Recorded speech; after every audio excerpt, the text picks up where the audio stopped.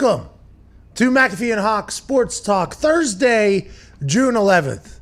Sitting to my left is Mr. AJ Hawk. I am Pat McAfee, and I have breaking news in the NFL world. Breaking news.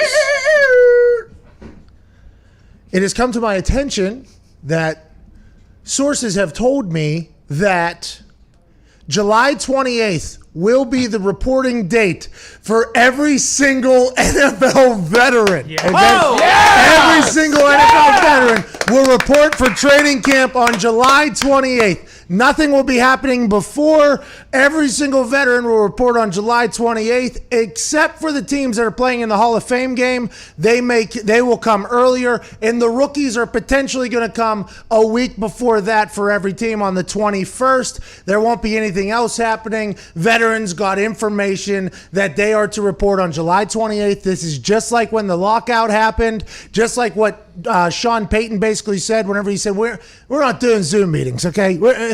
I'll see you at training camp.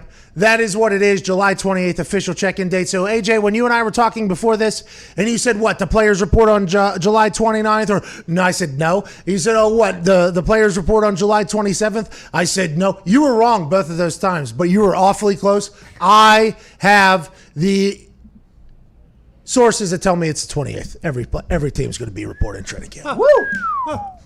Okay, so explain to me how this is breaking news. What do you mean? What do you mean? The NFL. Do you think it's breaking news because they set a date, meaning like, okay, they plan on going to training camp? NBA, July 31st. After the NFL reports, the NBA will be having their games in Orlando. If the players get on board, which there are 40 to 50 players, I guess, that that potentially don't want to do what's going on in Orlando. Pat, you know we talked about Major League Baseball mating our services as replacement players. I don't know if you saw this, but the NBA says if some players do not feel comfortable coming back, they may take some replacement players. So I feel like we may need to throw our hats in the ring. Wow. Oh, no. I mean, I've been preparing for this. Oh, yeah. I built the office for this moment, actually. We have an NBA 3 we've been shooting on because whenever I put the NBA 3 in the office and everybody who comes in from the outside comes up 3-4 feet short every single time because it's a little bit different from back where we shoot in the NBA. I always said there's no chance I ever play in college. There's no chance. My eligibility's gone. But hey, what if one day somehow I wake up and I can just stroke it? Maybe I get in the NBA.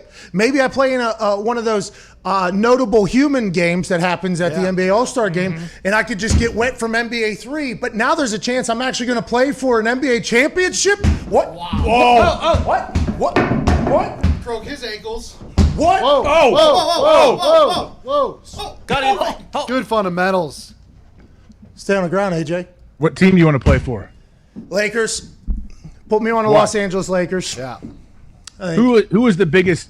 Like, who is going to win the NBA championship, honestly? Everybody thinks it's probably going to be the Clippers because they're very deep. Maybe the Milwaukee Bucks, but nobody knows. Coming out of quarantine, people could be rusty. Oh, yeah. You don't think this is LeBron's year to make it happen in LA? I just said people have been saying, I think LeBron's going to win the whole damn thing. But if they set it up, if it gets set up in the fashion that it was originally, they were in a bad spot, but now they have a chance to really go for it. I think maybe LeBron wins the whole thing, wins the COVID championship, but there's players that aren't happy about potentially living in that biodome with the world that we're in. I know, down in it's in Disneyland in Orlando, is that right? Yeah, the MLS is coming back July 8th. They have a 54-game tournament. Now the NFL says, hey, here's the day we're coming back. That's big news. That is big breaking news. Yeah. Pat Schefter himself let everybody know that July 28th is the date. Who is your inside source? Don't worry about it. You never can talk about your sources. I got it. My inside source said, we don't know the exact date yet. I know the league's working on it. They're going to get back to us soon. Well, your source doesn't know what happens, my source does. The way you said that gave away your source. What happens to your breaking news, Pat, in your career as someone that breaks news if the NFL comes back July 27th?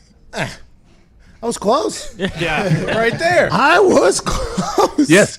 You reported that teams will report pretty much at the exact same time they report every other year. I broke that news. Yes, I did break that particular news that you just stated right there, because every other year, guess what? Isn't like this year, AJ. Things are different, okay? Things are much different. I'm reporting that is the same, though. And it's not normal for every team to check in at the same time. There's always different dates for whatever reason. 1 day more, 2 days and less. none of it really means anything or matters in the overall grand scheme of the season. No, none of it matters. A lot of the people that are getting reps there in the first couple of days are not going to make any team. I mean, it is a very interesting thing. I was there for a Hall of Fame game training camp. That son of a bitch was long.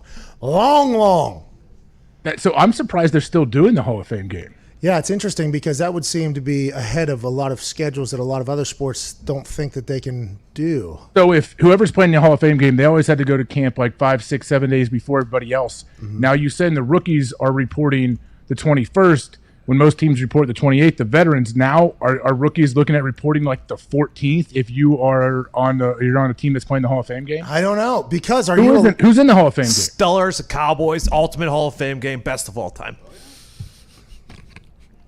Hall of Fame game is the worst game that is played every year at every level of football. How about that? Until the Steelers and Cowboys square off. Oh, yeah. Tell the players, Pat, when they got extra reps to try to earn a spot on that team, you're telling me it doesn't mean anything to those guys? Bro, it's like the fourth preseason game, but it's the first preseason game, and nobody knows what the fuck they're doing before 4 weeks. I mean, it is So no Big Ben? Doubtful. Big Ben might not even be in Canton, Ohio for that game. I actually got hurt like 2 days before the Hall of Fame game, so I would not have played in the Hall of Fame game if it was to be played in. We actually brought in Michael Pilardi, who put out some great film, Bombs and Balls. He went to the Carolina Panthers after that. He was so damn good. He was going to punt in that Hall of Fame game, and he was a guy who hadn't had a chance yet to really put out some good film. So this Hall of Fame game was going to be massive for him because probably a lot of punting and everything like that. And I got hurt. He got in there, and I watched him in practice like the day before, murdering footballs. And I was like, holy shit. I know this general manager doesn't love me already now that I'm hurt. Well, they wouldn't cut me, would they? Would they potentially cut me? Maybe they would.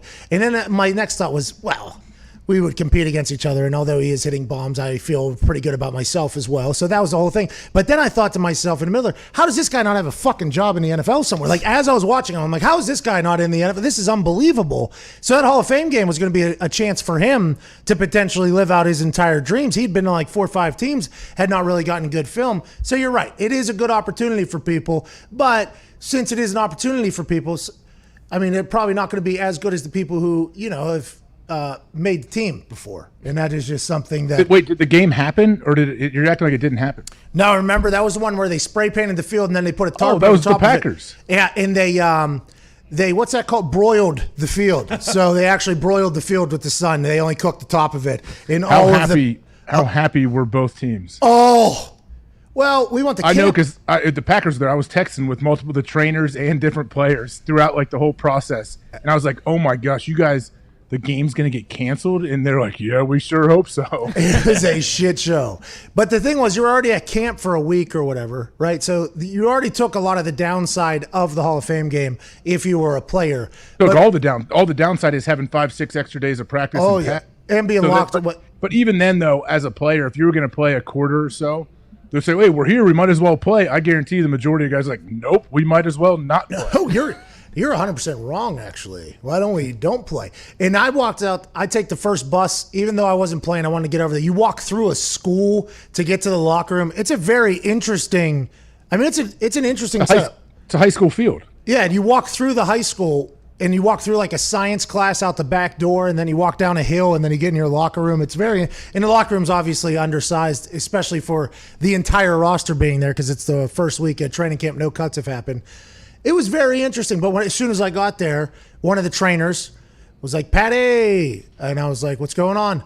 Not going to play this fucking game. So his exact words, and I was like, why is that? He was like, oh, go out there. So I go out there, and I think Aaron was already out there, and Aaron was there, and we had, I think Vinatieri walked over to Aaron, and then GMs were out there, and all of these people, and they were just looking at the paint, and I just walked right over to where they were talking. I was like, oh, I want to see what's going on here. And I looked, and it was just a big glob of paint just stuck together in the middle of the field. And you saw, I forget who it was, but somebody I saw like gave an actual hand thing and was like, yeah, we can't play football here, right? And then I think Aaron gave like, that does seem to be dangerous, like that type of thing or something of that nature. And then all the conversation just started echoing, right? Echoing through the trainers, through anybody that was there before the game. Media started hearing about it, then the entire locker room. And they didn't make the official decision until right before, I guess, full warm-ups were about to happen. And that massive dude, what was his name? The guy, the head of the Hall of Fame. Ed something? Dave something? Oh, this is bad on us. This is why we won't get an NFL job, AJ. David Baker. David Baker. Ed. Looks like an Ed. He does look like an Ed.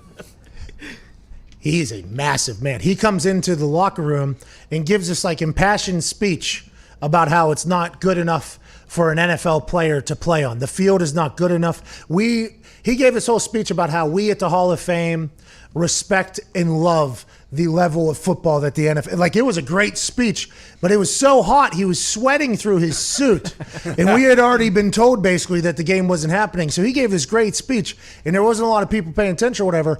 And we thought we were just going to get the hell out of there. And they're like, no, we're going to do something though for the fans that come here. And they did like a walkout thing. We stood on the field away from each other. I mean, it was very interesting, but that was the first time I ever shook Mr. Rogers' hand. I said, sir, big fan of the way you do life or something like that. And he said, thanks, you too. And then I walked away. And I think that was potentially the moment that kindled into our best friendship. And this son of a bitch. So did your whole team get that belt?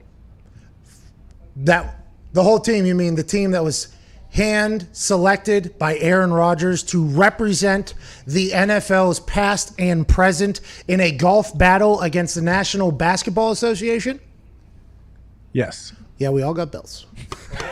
We all got belts. Pat, if you do join the NBA, what team are you going to pick? Lakers. No, I'm saying, but if you go back to that golf tournament, NBA or NFL. Yeah, and if I win a championship in basketball, I'll probably be more remembered for basketball, my basketball legacy, than the punting one. Good point. So I don't know what I'd do. I'd probably go with the NBA team, to be honest with you. And then you'll have two belts for two different teams. And I scored points probably, so I scored in that sport. This sport, I didn't score anything. I was close. Hey, so why don't, Pat, if you want to play for the Lakers, why don't you right now, why don't you take this opportunity to make a public plea to the head coach of the Los Angeles Lakers right now and address him by name and tell him how much you want to be there? Frankie boy, listen. You You know his name? Frank Vogel, you and I have golfed together, okay? You've seen my golf swing, and yeah, I might have been bad the first 10 to 11 holes, but what happened when I found it, Coach? I found it. That's the same exact stroke I can do from three-point land in the middle of this COVID. Yeah, my first couple games might be ice cold. Might get my shit swatted because I'm maybe a little bit too slow. I might get winded. I might puke. But once I find it, just like I did on that golf course around hole 14, hole 15, I'm going to be stroking. We be stroking. Strokey. I be stroking in the east. I've been stroking in the west. Stroking the best. Stroking. I can do that for the Lakers, Frank, and I'm ready to go. Where did you play with him? Where did you play golf? He was a coach of the Pacers for a while. It was a charity thing. Oh, okay. See, I assumed you didn't know who the coach was for the Lakers, so that's the only reason I said that. Well, see, I know. I should have known. A big-time guy like yourself has celebrity friends all over the globe. So that's my fault. I won't make that mistake again. Well, that's only this is the celebrity friends all over the globe because this was actually in another country where I won this thing. But the consider a different country? Yeah, you need a passport. The Bahamas? Was it in the Bahamas? Come on, AJ. That is a different country, yeah. I know. That's where the insensitive. golf tournament was, though, correct? What's that? That was very insensitive. It was, wasn't it? Yeah, a little bit. Yeah. What was? Bahamas is an incredible country. Great people. I never said. What did I say about the country? I was questioning what you where the said. tournament was. You know what kind you of said. just said Yeah, that it yeah. wasn't even a country. You know. Dr. Myron Roll, ever heard of him? He's from the country of the Bahamas. Yeah. You're like, oh, that rock in the ocean. Stop skewing. First off, what I'm saying, I wasn't sure if that was played like in South Florida somewhere, or my bad, bottom Florida, or somewhere in the Whoa. That's a good call back there. In Indiana, though, I do get invited to some of those events, and I rarely go, but Frank Vogel and I swung a club together. He was a great coach for the Pacers whenever he was here, too. Great coach. Then whenever he got that gig with the Lakers, I was like, oh, good for the Lakers, good guy. Then I did the Pelicans intro, and they were playing against the Lakers, and Frank was right there. He didn't say a word to me, AJ. Was he just too dialed in in the game, or what? I was hyping up the other team. Yeah. Oh, yeah. So maybe, I don't know. Still, he should have reached out like, hey man, Pat, great work. He should have known where he was. He might have been in a huddle though, like he might have been because I think they introduced I wanted to introduce the Lakers as well that night. Like I wanted to introduce them. Man, a lot of times people say he's the greatest player on earth, but tonight he's bum. LeBron James. Like that's how the NBA. That's how the NBA introduces the away team. And I wanted to do that. I thought that would have been Same cool. with the NFL, too. Like the NFL, the home team, whether it's offense or defense, there's a big hoopla, there's fireworks, there's craziness. They announce them one by one. And right before that, they're like, and then Indianapolis Colts. And everyone just kind of jogs and doesn't even jog on the field, just goes right to the bench, really. Just usually straggles out to like, oh, there's 3 players. Oh, there's 2 more. There's 5 more. And then while the home team's being announced, you see a lot of the vets come strolling out of the tunnel too. Like, I don't need to be out there yet. Where were you in the line of jogging on the field? Were you right up there in the front? Always loved the guys that went right to the front. I never went in the front. I never luckily had any superstitions that I needed to be there. I was always right towards the back, I would say. The guys that go to the front, I'll tell you what, a lot of pressure. You got to run as fast as you can. You got to run as fast as you can. And the good news is, I don't know. For most of the teams that I was on, the people that would go to the front were either not around very long, right? Which is kind of a bummer, to be honest with you, because a lot of them had great personalities. But normally, you see a lot of people trail in the back. You know what I mean? Normally, it's a lot of people. I don't know. I think that sprint, Julian Edelman, I guess, does that full sprint out, and I think that's pretty badass. 100 yards all the way to the other other there's end people zone. that do it. I think there's some really cool things, but the whole dramatics of a lot of that shit, I don't fully comprehend. Well, the dramatics of someone that sprints out there and then kind of separates himself from the team. Say they run all the way down to the corner of an end zone and they pray for 3 minutes by themselves. The prayer group too is always, because I'm trying to warm up, hit some more punts, But then you got Jesus scattered along the red zone there on that one side, and then you turn around, it's the other team. It's like, do I want to hit our good guys or their good guys? And I don't want to start a war right now. So I'll just punt it sideways, I guess, until God's done with the conversation with all of them at the same time. So I don't know. There's always a lot going on. Whatever gets you in the best feeling to play the best football, I guess, is good. But how many times, what did you do when you got introed yourself? At linebacker, number 50, AJ Hawk. I just kind of trotted out there. I pictured you as more of a Ray Lewis entrance type of guy. Yeah, why didn't you do a Ray Lewis type thing? There's only one Ray Lewis, guys. I cannot imitate him. That guy is unbelievable. So no, I stayed in my lane. I did what I felt comfortable doing, just kind of cruising out there. Did you have helmet on or helmet off? Helmet on, always. Oh, jeez. How many times do you think you got in? A lot, huh? What, introed? Yeah. Well, just every other game at home, they would do offense, defense, offense, defense. See that? Did you hear what he just said right there? Wow. That's a problem with the sport. Why? Well, there's 3 phases to football, obviously. Well, you could put maybe we probably threw specialists in there sometimes. Yeah, probably not too. Yeah, probably not. Because the problem was specialists. You guys got out there so early. You were already out there punting back and forth into the people praying. So therefore, they weren't able to run out with us. My first time getting introed was with Chuck Pagano, year 7 or 8 or something like that. I think it was year 7 maybe. It was awesome. Chuck was like, "Have you ever been introed or whatever?" He said to me. And I said, "No." He said, "You're getting introed." I was like, "Oh, I got to figure out what the fuck I'm going to do." He's like, listen. Gave me let's not get too crazy. So I handed my helmet off to a trainer. "Take the helmet, please. Let's get the face out here. Let's put the hat on." Full spin reaction as the fire's going off. Absolute absurdity. And I thought for sure there was no chance they would let me get introed again. And they did. And I was pretty pumped up about it. Poor Vinatieri, obviously Hall of Famer right behind me. I'm doing a 35 second. I'm doing a 35-second wrestling entrance. Didn't know if it was going to ever happen again. And then the next time it happened, I was like, this is probably going to be the last time this ever happens. So I got to make the most of it. And Vinatieri's back there like, I have accomplished more in a quarter of my career than this guy, but I'll wait for him with my helmet on and just jog straight out here and do it. I was like, yeah, got it, Vinny. No big deal. What about your basketball intro? How's that going to be when they intro you? You get to do all the cool. You're going to have different high fives with every single player. Oh yeah, we're gonna have a couple handshakes with people. Me and Braun will have one probably. It's very, very long if I had to guess. Yeah. And old Frankie V doesn't even know. He brings me back. He's gonna have a handshake too in the middle of that thing. Normally the coaches try to stay away from that, a little bit more serious. Frankie V and I are gonna have a full sesh out there. You a big handshake guy? I assume you're a big handshake guy. Assume. Yeah, of course. Love handshakes. Love the choreographed handshakes. I had one with every one of my 90 teammates at the beginning of every training camp. That's pretty cool. I had one choreographed handshake there for a little bit. And it was because we were on a bus ride home from a soccer game and we weren't allowed to speak because we lost. So we were sitting in, what's that? What's that? I can relate to that. I know exactly how that feels. So we're sitting there and we're the youngest dudes on the bus too. So we're just sitting there. And it was like a 45-minute ride too, if I do recall, a little bit of a haul. And me and old Slar Monster, we put together this handshake and we failed obviously numerous times. And then the challenge was, can we remember this tomorrow? That's the challenge. And we hit it. And then all it takes is just, one day of just kind of maybe smoking too many vitamins, and all of a sudden you forget one of the choreographed moves with your hands.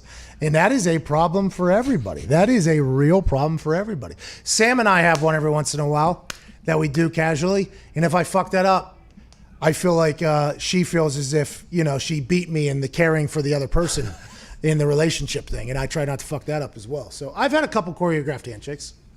I don't mind that. I don't mind. Like, I think it's cool sometimes when you see spouses have a choreographed handshake. Like you said, yourself and Sam. I enjoy that. I'm like, hey, these people care about each other.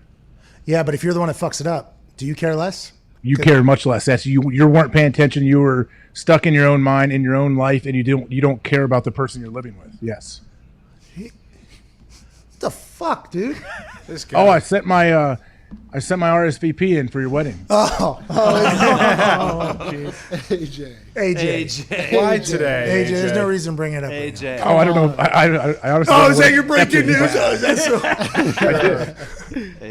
AJ. Gee, has some sense. So as does the rest of the world now, that Hawaii has extended its must-have 14-day quarantine upon arrival to the state until the end of July at least.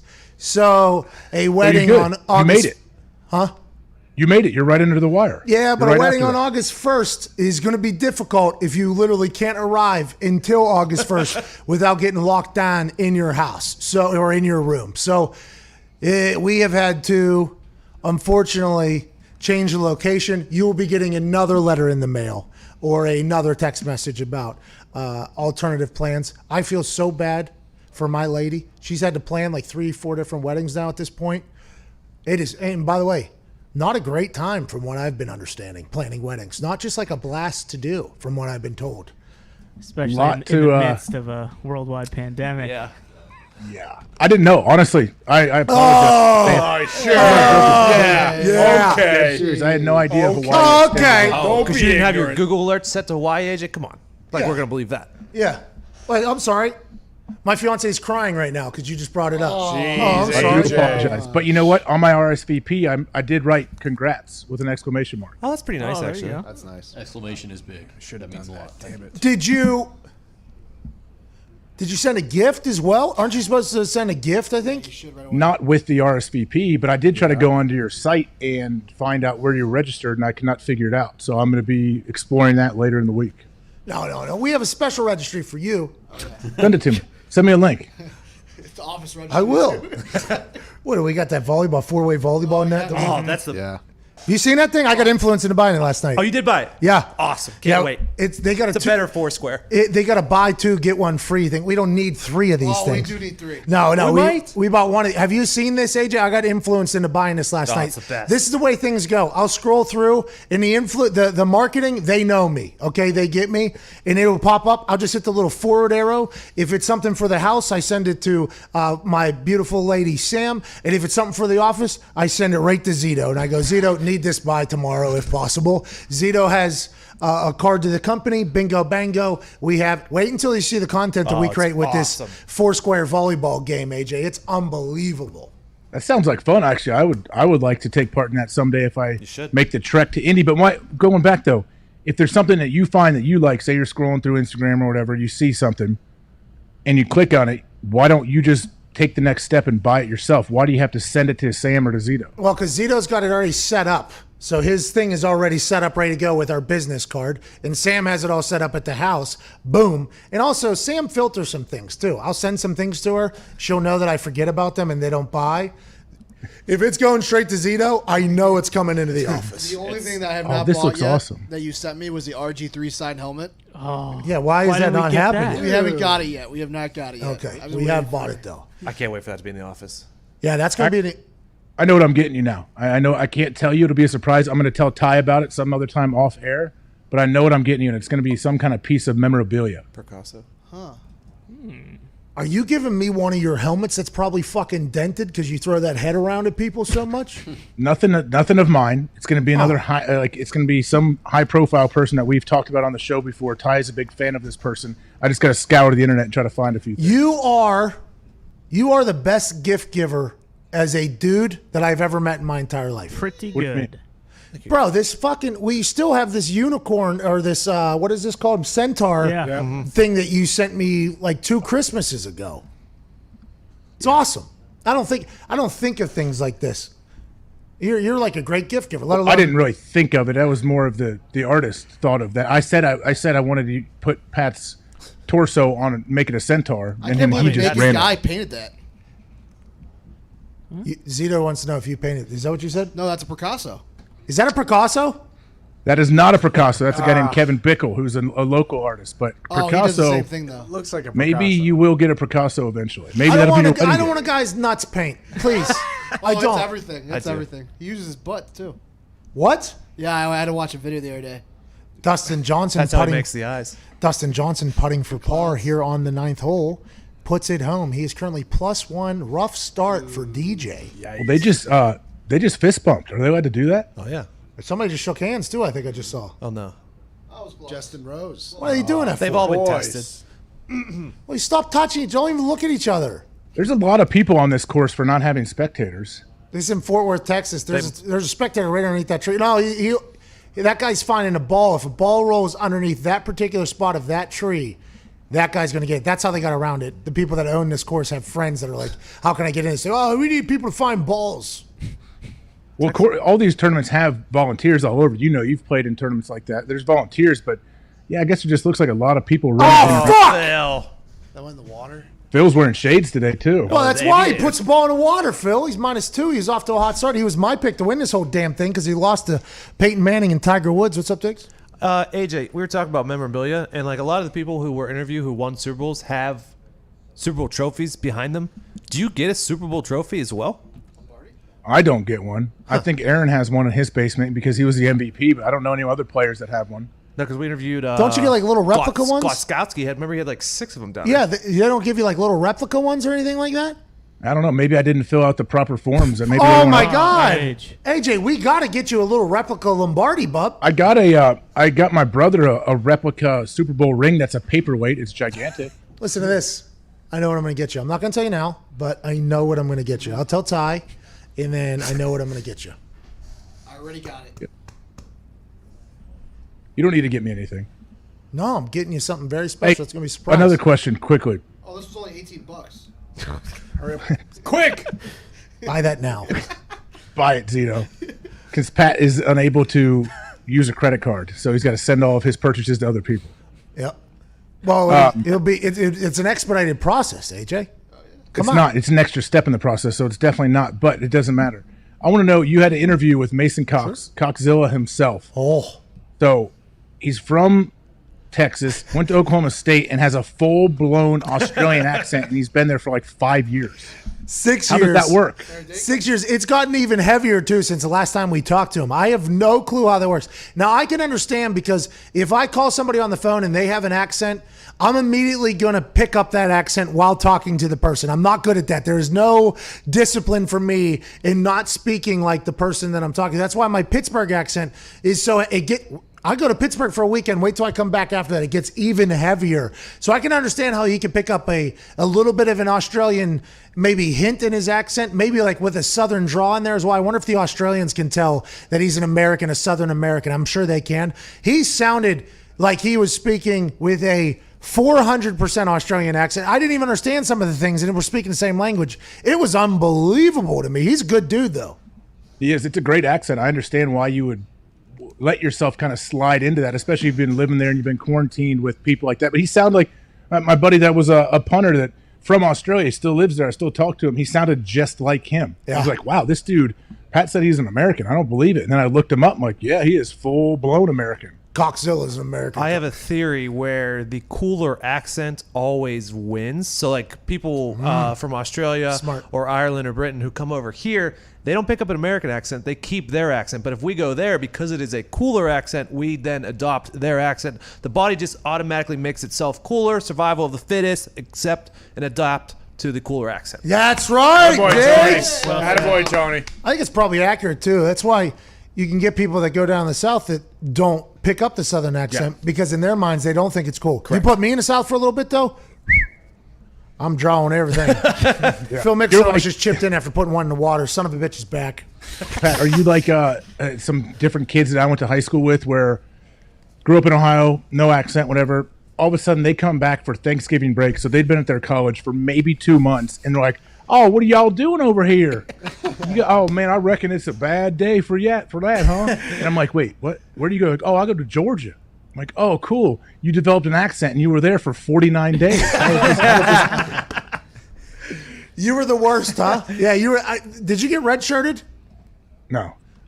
Me neither, by the way. Just Why, so you know. why did you ask that? Well, because I thought there was a chance that you did go home throughout your freshman year and things of that nature and maybe go to other people's colleges and just hearing how you were acting right there. I bet you were a savage. Just a ruthless savage to people. No, I never said anything to the people unless I was you were like a close mute. personal friends with them. I forgot you were a mute there for a while, weren't you? Yeah, definitely at that time, for sure. Why? I'm so happy you're no longer a mute, by the way. Be so scary if he was just. I don't sitting in know. the corner I may go saying nothing. back. At times, I'm going back into becoming a mute again. Did you watch the AFL this morning? Yeah, every second. I don't know if you're being serious or not. No, I wish you didn't. were a I did mute. not see it. I'm sorry.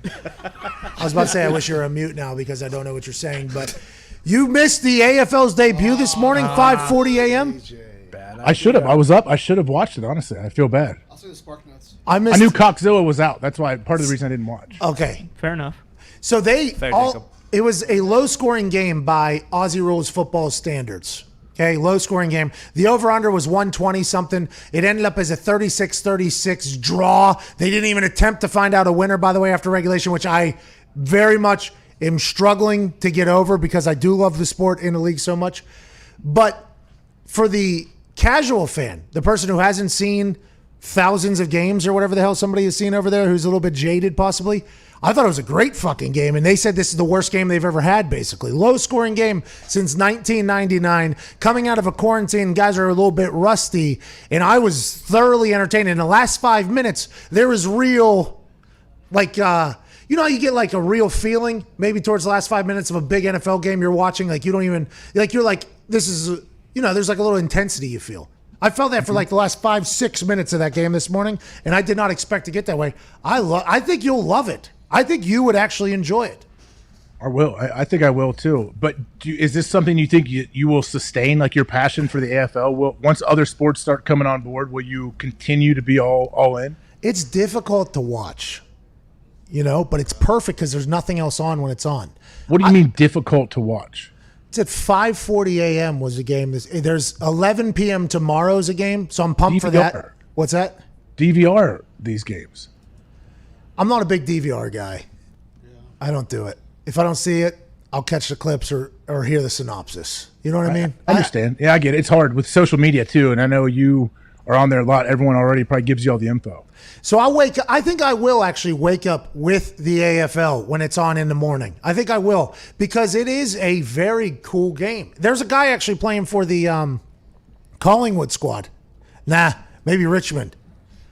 He's the only other guy I've seen a jawline like you, and he was running around on the field out there with his hair and things of that nature. it was AJ, actually. It was an AJ Hawk jawline. I actually said that might be AJ Hawk's jaw running around in Then he Australia. flicked the camera off. It was like, that is AJ.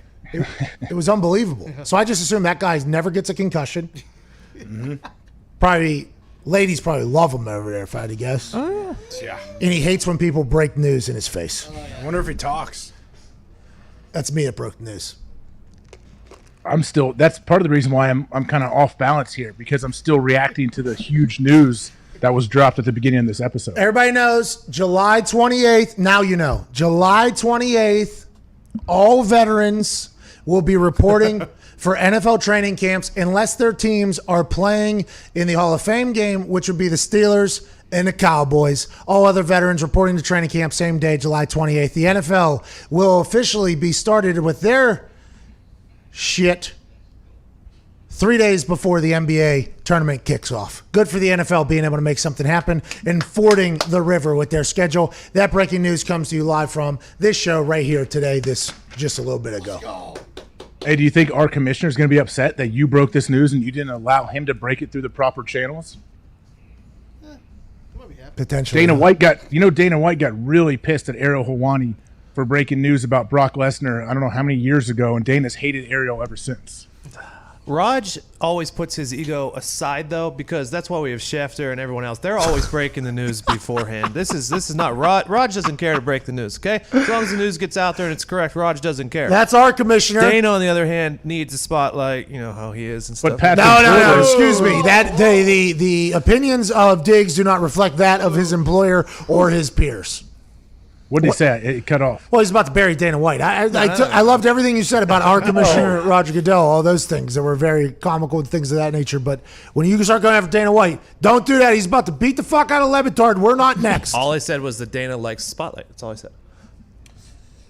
No, he doesn't. Dana just Why does he put himself likes in the to middle of weighing? be in control. He doesn't want other people putting out like half truths because he Bingo. knows the truth. You hear that? Yeah, that makes sense. That's You what hear I that basically tone? said. Yeah, I said it.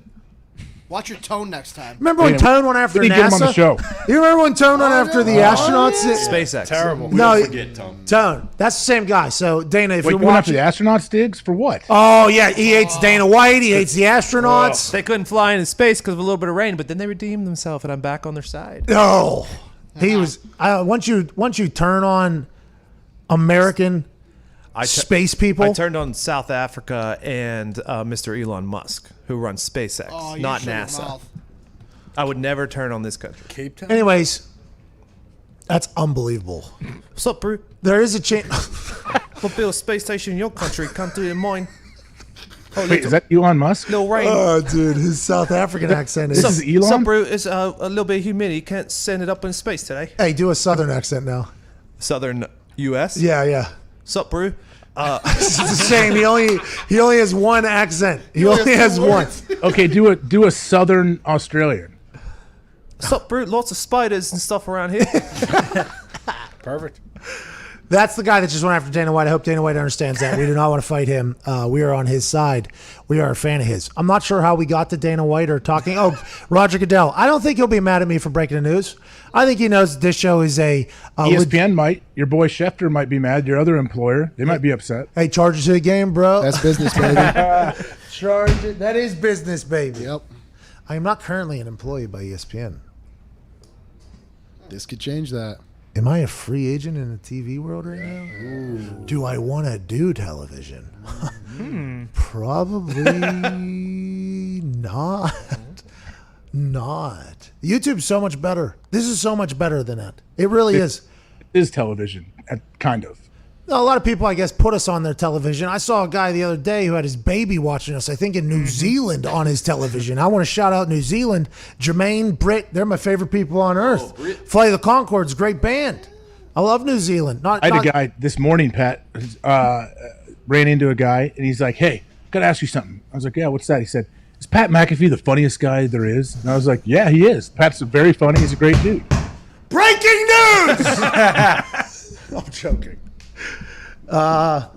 This is just so much better. It really is. Now, granted, the platform on those networks are so big, just inherently, a lot of humans watching that. And they It's do the default.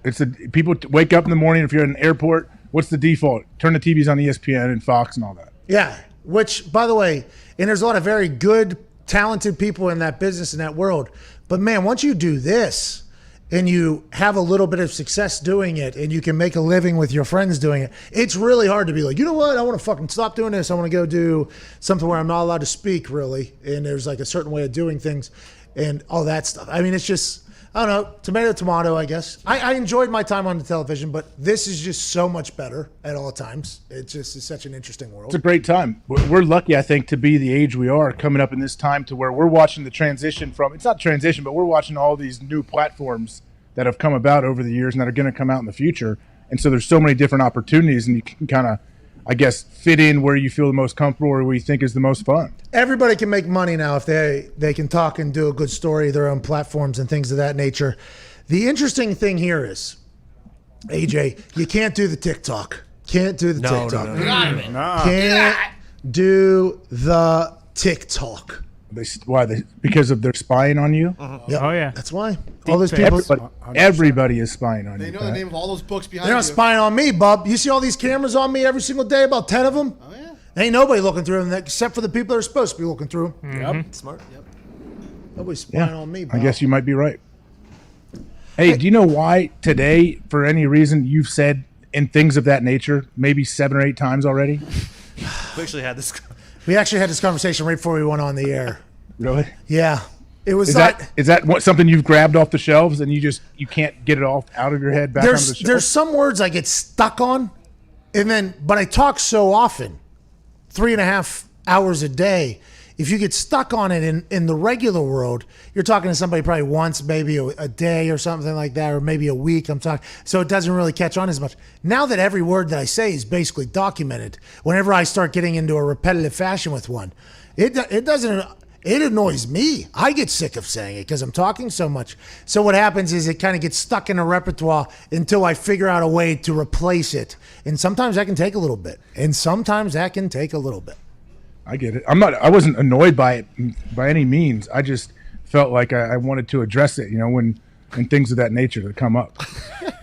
Well, My favorite is there's a Twitter account that's the Bengals don't have an indoor training facility. yeah, do not let this distract you from the fact that the Cincinnati Bengals do not have an indoor training facility. It's 2020. They should. I got off of that a little bit.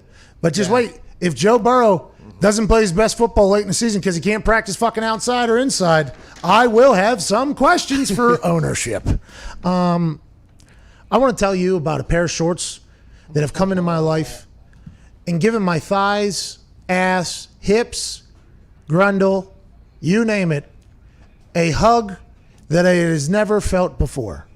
I'm talking about the most comfortable shorts to ever exist. I'm talking about pants that move with you, not against you. I'm talking about a company where right now, if you buy something from their website, you get a free pair of nunchucks. What? Come on. Nunchucks. What? Wow. Nunchucks. What? Great shorts. What? Great pants. What? Nunchucks. What? More nunchucks. What? More nunchucks. What? More nunchucks. What? More nunchucks. And that's the bottom line. Good thing I had this brand new hat on that you can find at store.patmcafee.com. Be watching. Bird dogs are the greatest shorts to ever exist because they have the underwear already attached. And we're not talking about the old school bathing suit, weird net that puts your nuts in a chokehold. I'm talking about comfortable underwear that really make your thighs feel good. And these shorts, they're just like, I don't want to say they're like, yeah, they are. They're like male yoga pants where they look professional. You can wear them in the pool. You can wear them for a workout. You can wear them to a business meeting. You can wear them around town. The Bird Dog shorts are all-terrain, all-scene, all-environment shorts that are more comfortable than any other pair of shorts that you've ever put on, and their pants are also incredible. Go to birddogs.com and enter the promo code SPORTSTALK, and they'll throw in a free pair of nunchucks. Yes, nunchucks. You'll get an actual murder weapon along with your pair of Bird Dogs. That's birddogs.com, promo code SPORTSTALK, and boom, a free pair of nunchucks with your pair of Bird Dogs. You will not take these things off, I promise you. I have a khaki colored pair now. Makes you feel like a businessman. And I wear them right into a workout. It's good. They're good. They're very, very, very good. Are you still hot and heavy on your workouts in the stair climber? Yeah, I did 100 floors yesterday. What? How long does that take? So I set a 25-minute time thing on one, and I did 84 floors when the time was up because of the thing, and I tried to up it. I didn't know the math because it tells you how many floors per minute, but then that'll change whenever it goes down because I do like a program where it goes up and down. So the floors per minute will change with each section you go to. So it said like 4.7 floors per minute. I was like, okay, 25 minutes here. I'll do 100 floors. But it drops down to 3-point-something floors per minute whenever it goes down. Then it's back up to like 5-something. So I had to do 2 different sets. It took me 35 minutes to get 100 floors. And I'll tell you what, I was dying, full sweat. Then I got a little bit of an arm workout in, chest workout, did the back, and then I went and vomited in the bathroom. Did you really vomit? Yeah, it was hot. It's been like a sauna out here. It's been tough to breathe.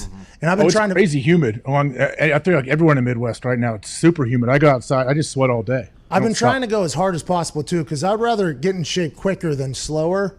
And I always just assumed if I go as hard as I possibly can, results will happen faster. But it's been a bit miserable. This is definitely the longest I've been motivated to do this, though, in the last 3 years, which feels pretty good.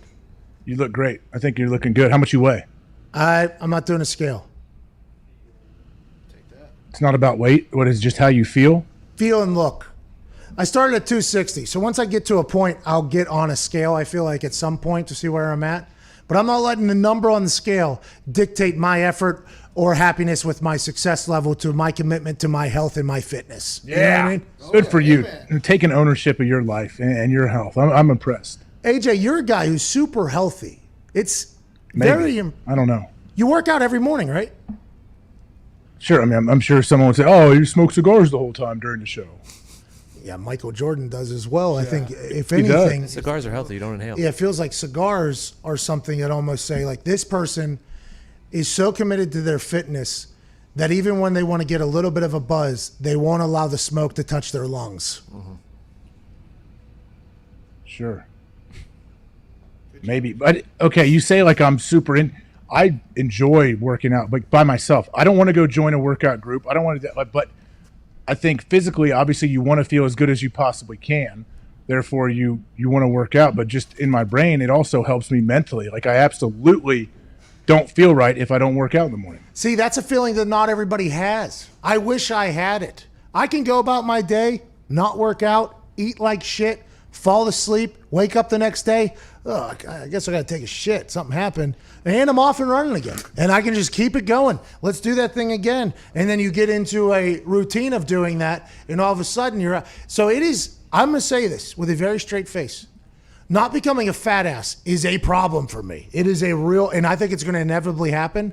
But it is not easy. I like food so much. I don't have like the, you know what, I want to go, because I did at one point want to kill myself in the weight room and stuff like that. At one point I was going as hard as I could for a lot of part of my life there. Now I'm like, I don't want to kill myself in there, but I'm back into it. Thank God. And hopefully I'm not a fat ass. If the goal is to not be fat, then all you got to do is do some cardio on that stair stepper and then do some like band work on your bis and tris or something. Try to look good. Well, it's a lot of what I'm doing right now, but the cardio thing, it's hard. Growing up, we're told to do cardio is a punishment. Like, go run. You're late, go run. You messed up, go run. And I think every sport, basically, it's like, except for cross country, where it's like, hey, go run. But everywhere else, there's like, running is a punishment. And I think it kind of, for me, it just got I have an idea. Yeah. Food weights. Smart. Like a double quarter pounder. Yes, just do a couple biceps real quick, and then just eat it. So then you not only are eating good, you're also lifting good. Exactly. That's what I'm talking about. Have to be bigger than a quarter pounder? Yeah, you're going to need one of them like 5-pound I'm steaks. gonna go. What was that burger place that had the 3-pounder? Fuddruckers. I'm gonna go to Fuddruckers, take out the 3-pounder, and I'll be lifting that. You could eat a 3-pound burger, yeah. Probably not. It matters what situation I'm in. AJ, you eat healthy? If I'm sad. Yeah, I think so. Ever have pizza? Love pizza. I love it. So you eat pizza and you still are able to stay in shape the way you do? Yeah, I mean, I don't have like official cheat days or whatever, but yeah, I'd say, once a week, once every couple of weeks, we'll order pizza, and I love it. I could Once probably a eat week? I can eat a large cheese pizza by myself. Most Oh likely. yeah, easily. So I can have a once-a-week pizza? Yeah, watch The Rock. Haven't you seen The Rock's crazy like cheat meals that he posts? Come on.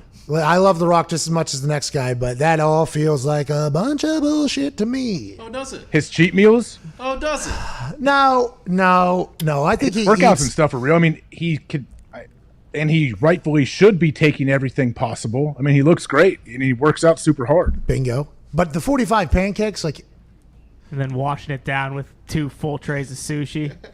I mean, if he does that, he's The Rock. He probably does.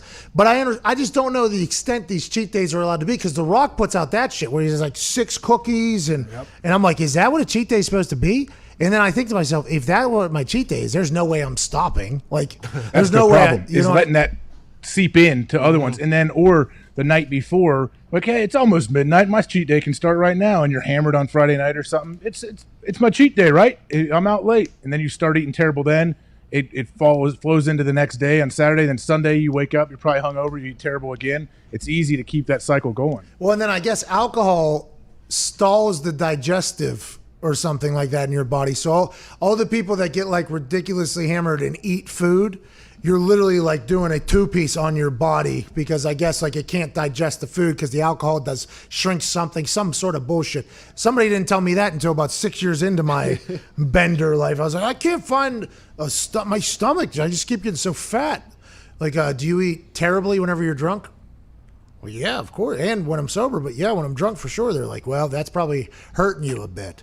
Well, so once I stopped drinking for real, I think I did start feeling a lot better, though. I think that is something. The guys in the office, though, said they stopped drinking for like a month and they didn't feel as much of a change. For me, once I stopped drinking, my body felt a lot better. Now it's time to take it to the next step. Next step. Eat healthy, work out a little bit, try to live a little bit longer. It's a big thing. Like, that's the thing, though. You can eat healthy without being the complete douche that can't go anywhere without carrying his own little lunch bag and have all your own food and your jugs of water. Like, you can still eat very healthy and still live a normal life. Some people feel like this is my life now. Like I am. Because don't you run across those people where you're like, hey, I respect you, man. You're good. You're super vascular. You're super lean. You look great.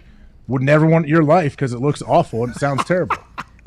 The meal prep, I can't do it. Diggs has been doing a lot of meal prep, and I'm very impressed by it. That's why Diggs looks the way he does. My boy Tone. Diggs will cook himself like 7 meals on Sunday night and then put them in little boxes and put them in his fridge. And that's what people do that get in things. I've never been able to do such a thing, ever. I have no idea how. It's an easy way to do it. So when you are hungry, you don't sit there and go for something terrible because you already have this pre-made chicken breast or something sitting waiting for you.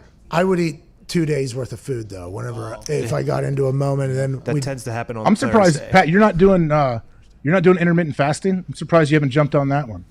I mean, kinda. I guess I'm kind of doing it. I'm only eating when I'm here, and then I have like an early dinner.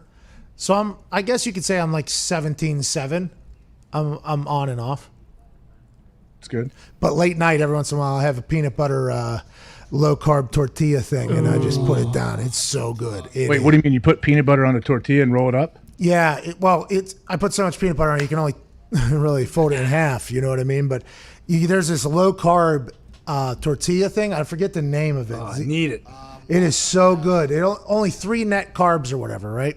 So I'll put it on a pan, and I'll kind of toast it on both sides. Then I pull it off, put the peanut butter on there. Then I fold it in half. Peanut butter starts melting off of it. It's like 5 net carbs with the amount of peanut butter, or maybe 7 because you're putting 2 doses worth on. I mean, it's a great meal. That's the only time I'll ever eat off of the intermittent thing. But Terry Crews says that's all he does is intermittent fasting. That's all he does. A lot of people do that now and they love it. I haven't tried it. I eat late at night. Like I eat in bed every night. I'm always hungry late. I'm not hungry at normal times, I feel like. You eat wings in your bed? No, but I eat like bars. I eat all kind of stuff. What's the difference? Same guy that went after Dana White earlier, by the way. What is that? I enjoy to have a few wingies in bed. Like, are these like smothered in barbecue sauce or what? Nah, I'm normally like a dry seasoning guy, and then you have your ranch and your hot sauce dip that you do both in. Yeah, and then you wipe your hands on the sheets. I don't do that. Dip it? I Do you live with your fiance yet? It has stopped since then. I can't confirm. Have not eaten in bed as much. I mean, guys like to complain about the old ball and chain. It drags them down, doesn't let them do the things that they used to do. But that is something 100% I'm on board with your fiance for shutting you down, for dipping wings in bed. Like the fact that you're eating wings in bed, if they were dry wings and you weren't dipping them, it could happen. But you have two different dipping sauces while you're in the bed. AJ, it's like if you practice something long enough, say you practice it for 10,000 hours, which I have, you perfect it, and it's just fine. I don't buy that. I bet there's little remnants of ranch and barbecue and whatever. I'm sure there is, but you can't see There's it. little ligaments from the bones breaking in the Yeah, bed. you find those later in the night because you roll it and it's like stuck to your back. You're like, oh, it's pretty good still. That crumb on the bed, though, is the worst. Yeah. Just a little crumb. If it's from like anything that's a little bit of a crunchy, that thing will stab you too. I mean, out of nowhere, just fucking stab you. It makes no sense to me. Yeah. AJ, I mean, the you hardest drink thing, though, milk? I'm sure anyone knows that if you have to weigh in the next day and say you wanted to be light, the toughest thing, not eating that's somewhat easy. Not drinking water when you're very thirsty is brutal, I think. I'm sure you had a few of those. No, I would sweat it out, but you obviously can't drink either. So those Wednesday nights for the Thursday morning weigh-ins, there's been some horror stories that people will never talk about. Also, they can save themselves $10,000 or $7,000 depending on how heavy they are. $1,000 a pound. Don't come in overweight. See you Thursday morning. Well, there's going to be guys that are going to be shitting their pants all night then because they're going to drink that. What's that stuff? Mineral. Magnesium citrate. Magnesium citrate that you're supposed to take before a colonoscopy or something like that. Everybody's drinking that before. Jake Owen just showed up on television introducing somebody. Seems to be They're doing introducing some Twitter thing. Do you see that, Pat? They're doing some Twitter thing where I guess on Twitter right now, some different Aaron did it. people. No, I saw the intros, but now there's like almost like a watch along on Twitter with 5 or 6 different people. Really? Where they're tweeting though. They're not video, but they're gonna. I don't know. I think you may have retweeted the thing I saw. No. Me? Maybe Danny Cannell, because Danny's part of it. Danny Cannell bashed kickers and punters the other day. Oh no. That's what I'm saying. I worked some games with Danny a couple years ago. He's a nice guy. Anybody that played in the NFL, by the way, I think you have all the right in the world to bash kickers and punters for whatever you want, whatever slander you'd like to say. But if you're somebody that wasn't in the NFL, I think it's very hard for you to have a good opinion about how athletic a kicker or punter is, because said kicker or punter that you're referencing, all 32 of them in the NFL right now, are more athletic than you fucking are. That is just a factual statement. Darius Rucker did one of them. Oh, what's that? The live thing he was talking about. Yeah, what is it? It's like Dude Perfect's doing it right now. Dude.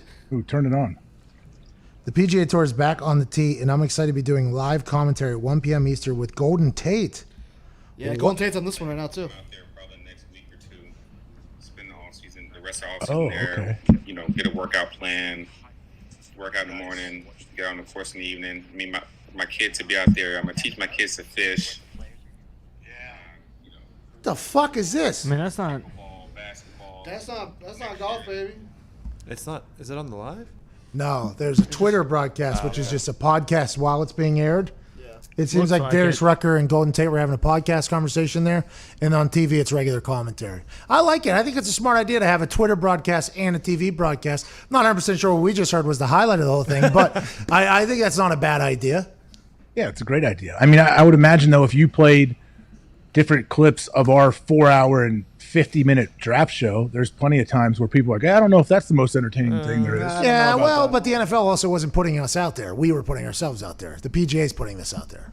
Great point. Yeah, I guess you got to give the PGA credit for trying. You got to throw everything out there, I feel like, and see what works. I agree, especially because the USGA tried to take me off the internet last year because I made a clip that was in a fair use situation where I could have took my, lawyers and went to the USGA headquarters and really bitch up a storm for trying to ruin our business and my family's business and my friend's family's business and everything of that. But golf was, I think, a little bit harder on clips and things of that nature on the internet. The fact that they're doing this, hopefully they're embracing a whole new generation. I think this is very good. What's another sport that's very baseball? Isn't baseball just miserable on clips and things of that nature? Yeah. Yes, they've been doing the home. anyone out.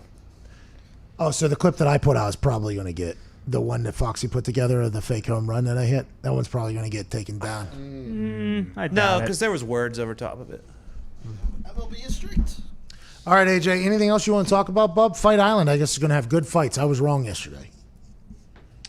Yeah, Will. So how are they getting them there? That's a long flight. Dana's going to fly them all private, or is he going to charter jets? And how's it work? SpaceX. Probably charter jets, just like the NFL does and things of that nature. So will all of the fighters that are fighting on that card be on the same jet? They're going to have to meet up somewhere, like in Vegas, and then go from there. So then they'll all have to get tested before they get on the plane, I'd assume, because you're all breathing the same air there. I don't understand how flying's happening, by the way. Flying's happening. They're like, well, you got to wear a mask when you're in the sky, but some air is going to leak out, right, naturally, because I'm breathing. Then that air that is just going to get put up in the vent and just showered down on everybody else. Mm-hmm. How's that happen? I mean, there's a million questions like that going on right now. I talked to Dr. Myron Roll this morning. He's a very well-spoken dude. He is impressive. Could you imagine going to college playing football and going to pre-med and then med school and things of that nature?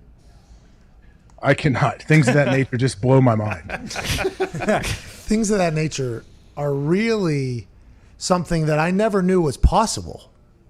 I never knew it was possible for a guy to be able to lift and meet and things of that nature in the football world. And then also on the side, do like a study of a brain on an actual dead person while you're in school and things of that nature. So the fact that he was able to tie those together makes him, I believe, one of one. I don't think there's going to be another Dr. Myron Rowe. And when he comes on the show, he's saying we're on the other side of this thing. We got to continue to be smart. But it felt very optimistic with that convo with him about the coronavirus, because we know what the hell we're looking at now. But he's good. I told him he should run for president. Because there's no other Dr. Myron Rose from the Bahamas. Yeah, I mean, well, was he born in the Bahamas? Great question. Family was when I looked earlier. Great question. Because that's one of the rules, right? Yeah, because like Arnold can't run for president. Correct. It says born Houston, Texas. Let's go. Oh, he's good. Nice. Okay, here we go. About 10 years. 10 years needs to make a run. He's 33 now. Rickie Fowler has a hellacious stash. You don't like it? What's that? Rickie's wearing a mic. He is. He was the only one that said yes. Justin Thomas said no. And I said that if this was a few weeks ago before JT was on the mic for that challenge, I would have probably buried him for it. But now that we're on his side, because he showcased an incredible personality as opposed to the guy that kicked somebody out of a golf tournament for heckling him a little bit, he's 100% right. Nobody likes being mic'd up. Nobody likes being mic'd up at all. Never good. Especially if it's golf and you're going to be mic'd up for 5 straight hours and you have to be like, all right, I'm trying to survive and keep my job here and win a golf tournament. Like, this is my whole life. Now, every single thing I say, I got to worry about possibly them picking up and putting on the air. You got to have a lot of trust, I guess, in the producers that they're not going to make you look bad. Yeah, because if you have a Sam Darnold I'm seeing ghost situation, boom, ruined forever for that. A lot of people, people thought ESPN like did him dirty. Do you think they did when they put that out? Or NFL Films, whatever it was? I think so. Don't you? I think the NFL Films even think so too. Like I think. Yeah, if he was an older vet, they wouldn't have done that to him. The NFL Films, by the way, first class operation. I'm saying this in absolute seriousness. They're the 33rd owner in the NFL. The NFL Films productions, next level. What Steve Sable put together, incredible. But I think they felt very terrible about that going out because of how NFL Films, the respect that they have, I think, for the broadcast of the game is a massive ordeal. And it's one of the main reasons why the NFL has had so much success. But when that Sam Darnold thing happened, the NFL Films came out with a very strong statement about, we have no idea how this happened. We are very sorry. And I think they fired the person that was in charge of putting it out there. So I think they did him dirty. I think so. Don't you? Yeah, a little bit. I just don't know whoever made the decision to put that out, if they probably thought there's no idea it's going to get as much pub as it did and carry on as long as it has. I think that's why you need people that know the game and things of that nature making those decisions, right? Think about No, they had to know that was going to make him look terrible. They had to. I guess, yeah. You know? And there's probably those moments that you can clip out of everybody's game. I would assume there's moments where somebody's questioning something that happened. Like, man, I thought whenever they were in this, like, in some, either a coach or a teammate's like, no, you got to, like, that happens to everybody. If they were just to pull those, if everybody, you could do whatever you want to anybody. I mean, Sam Darnold's going to have to answer to that seeing ghosts thing probably for the next couple of years. It'll disappear at some point, but I think that's going to be something that gets mentioned before again. Oh, he's got to, as long as he plays well, it'll start to die down. But if he doesn't play well, it'll continue to live. You know that there'll be signs every away team, every away game he has, like everything. Sam's seeing ghosts again. All he was saying was, "Hey man, like, hey, I'm having a rough day. This is a tough one today." Like that's all he was saying. All he was saying was, you know more than I do. I think he thought he was seeing a particular coverage that didn't turn out to be the particular coverage that he thought it was going to be, right? He thought he was seeing things that he was not seeing, and that's why you say, I'm seeing ghosts. Is that what you think he meant there? Yeah, and I think maybe he saw some unscouted looks that they weren't prepared for. Like that, like you go in with your whole plan, okay, this is what they like to do on 3rd and short, this is what they like to do on 1st down, all these things. And then all of a sudden he gets in the game, and things are happening a little quicker than he thought. They're not disguising coverages like they were the week before that, like all these things. And he's like, yeah, all right, hey. They got me shook here for a moment. I got to find a way to get my footing back. I mean, I had mono, but that was nothing compared to these fucking ghosts, dude. Does Brooks I don't know why it shouldn't be that like such a huge deal. Brooks Koepka up to the tee box here. Par 5, 568, hole 1 with a great mustache. The former hockey player hits it a quarter fucking mile, and he and the mustache like that one. I'm glad golf is back. I'm glad there's something. They got all Rafa Nadal now is talking on the It TV. rolls right by Rory McIlroy's ball to be right in the center of the fairway. Congrats. Holy shit. That doesn't look like Rafa. That's not Rafa Nadal. Yeah, it was. Well, you only know him with his headband. This is a good idea by the PGA to try to bring everybody into this thing. Just to talk about it and like what they probably reached out and asked a bunch of different athletes to send like little selfie videos introducing players. Is that what they're doing? I think it's a good idea. They got Aaron, obviously, to intro Max Homa and things. I think this is a good idea by golf. This is a good idea. Yeah, it went well with the match, too, with having Koepka call in and all those guys who were just watching at home. Like Yeah, Russell good Wilson. for golf. That's what. Well, you're saying it's good for golf because you're envisioning yourself getting an email. Hey, Pat, you mind putting yourself on camera here for a little bit to introduce Tiger Woods? Excuse me, I'm going to get better at golf, and you'll see me fucking playing an attorney, okay? I'm not introing anybody. So you're going, okay, let me get this straight. You got a busy fall. You're playing Major League Baseball. No. Excuse me. Golf. Ooh! JT! Didn't want to be mic'd, but almost hold one out from about 150. Sorry? No, I mean, you're saying you're playing Major League Baseball as a scab. Now you're going to be winning a championship with the Los Angeles Lakers. Bingo. Next to LeBron James. And now, something I didn't know, you're going to be on the PGA Tour. No, that's 10, 20 years down the line. I got nothing but time with golf. You can play till you're 90. Yep. Yeah, there's a lot of like 60-year-olds on the PGA Tour really winning a bunch of tournaments. Freddie Couples, Boom Boom Couples. And think about how many swings I don't have anywhere near. See, I can do what Jordan Spieth just did. Yeah, I mean, he just chipped one about 1.5 feet in front of him there. I don't have as many swings on my body. I'm still fresh. The body's still fresh. You think your body is fresher than these golfers that didn't grow up blasting themselves against other humans? Well, that is a valid point that I did not consider. Jordan Spieth, 4 par after duffing a flop shot. Still representing Under Armour. Not as much hype around Jordan anymore. Under Armour needs to build up his brand because Jordan was the monster for a couple of years, and he'll get back to that form. But I feel like they haven't done enough to promote him and his shoes and his clothing. His shoes and his clothing kind of stink. That's why. And I think that's why nobody's really promoting it. But Under Armour has made leaps and bounds from the terrible designs that they've had into the next generation. But everybody says Jordan Spieth, he was the next one. Remember, Jordan was the next one there for a little bit. We got this kid from Texas, his math teacher's his caddy. He's the guy, he's an American, he's good, he makes things exciting again. And then he kind of just fell off. the first time you get successful is difficult. I honestly believe that. That is something, I said that earlier, and I think it's true. I think the first time you're successful can be a little bit difficult for people to handle. Jordan Spieth got very successful very quickly. Will he be able to get back to that? That is the question, AJ. I think he'll get back to it, but think about it in golf too. This dude was playing PGA tournaments when he was in high school. He would play. They would give him an exemption to the tournament in Dallas, where he's got his high school buddies cheering him on. And he's playing well, so he was so good, so young. And golf is such a weird sport where one day you can shoot 80, next day you shoot 62. Can you imagine when you're all of a sudden you're not playing well for a full season or two, like he's been doing, and trying to figure out his swing? Like, that would be brutal. Well, at Such 20, a mental game. At 21 or 22, in 2015, he won the Masters, and then he won the U.S. Open and came in second at the PGA. Like, he was on top of the world then, and then lately he fell off for whatever reason maybe. We're not turning this into a Jordan Spieth hate fest, but if Under Armour got a little bit better decorated, designed stuff, more people would wear it. But our guy Justin Thomas just got a birdie. He's playing good golf. Americans round up 4 of the top, you do the math, 8 spots. Justin Rose, didn't know he was from another country. He's playing great golf. You didn't know? You didn't know that? He's from Europe? I had no idea. He is. He's from that one. He won the gold medal, I think. Yeah, he won the gold medal. He won the gold medal? Yeah. For us? No. No. England.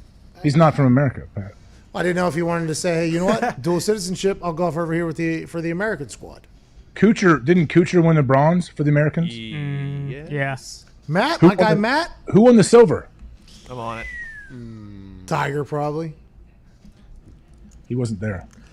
When did golf get added to the Olympic Games? Recently, right? Within the last couple Olympics? Yeah, the last Olympics. Didn't some golfers not go? Was it in Brazil? Was that right? Yeah. Yeah. Because of, Zika. oh, I remember Zika. There always seems to be something, huh, around these Olympics? Yeah. Interesting. Henrik Stenson won the silver. I thought so. Oh, yeah. He was hot then. Would you rather win a gold medal in golf, Pat, or the Masters? How much money does the Masters give you? Over $1 million just in winnings, and then it will greatly boost everything else in your golf life with it comes endorsements and everything, all of it. If I win a gold medal, I have the ability to win the Masters as well. Give me the American gold medal. That'll hopefully get some sponsorships off it. That'll make some money, and then I'll go into Masters next. Okay. What about you? I'll take the Masters. Oh, the jacket over the medal? Wow. I don't care about the trophies. That doesn't mean anything, but I want to win the Masters first and then go get my gold medal. You don't want to be... I want to put my gold medal on while I'm wearing my Masters green jacket. Oh, okay. Hey, by the way, fair. Very fair. See, for me, I have my Olympic gold medal on while I'm winning the Masters. You see? So that's a little something. I'm wrong. I changed my opinion. I want to do what you're doing.